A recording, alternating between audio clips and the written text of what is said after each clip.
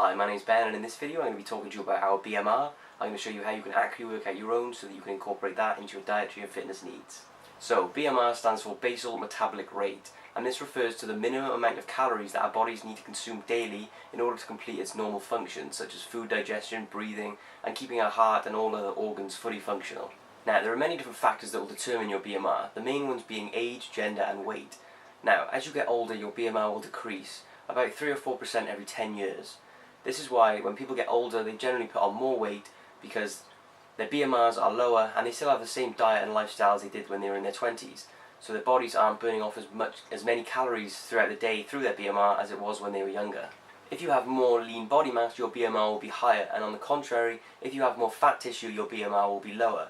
This is because once fat is stored on the body, it only adds around 2 calories per pound of fat to your BMR, whereas muscles have to be constantly fed more energy throughout the day, adding around 6 calories per pound of muscle to your BMR. This is why building muscle is a great way to shred fat from your body, as you're constantly burning more calories throughout the day.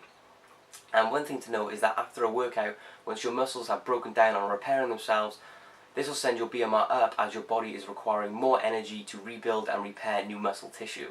And now this can last for up to 48 hours after an intense workout.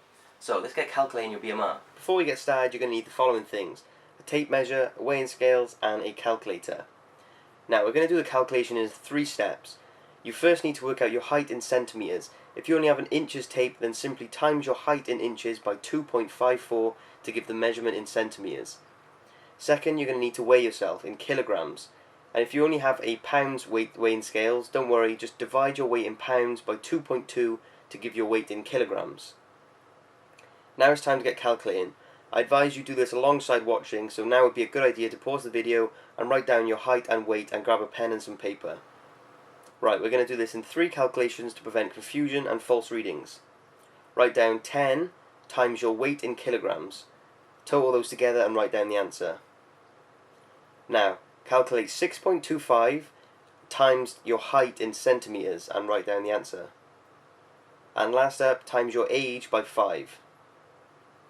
Once you have those 3 calculations, you need to add the first total by the second total, then minus that answer by the third total we calculated. And depending on your gender, you will need to either add 5 to the total if you're a male, or minus 161 if you're a female.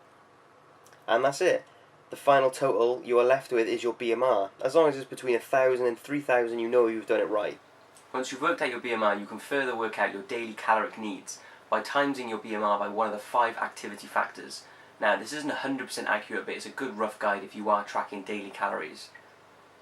Times your BMR by 1.200 if you have a sedentary lifestyle, so an office job for example, followed by no daily or weekly exercise.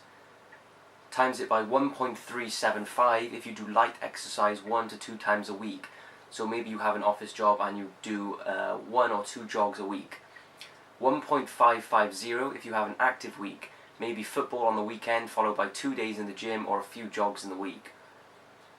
1.725 if you have a very active week, so maybe training in the gym 5 times a week and have a relatively active job.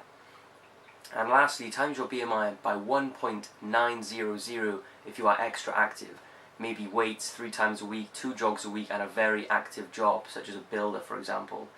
And once you have done that, you will have a good guide of how many calories you need to consume daily.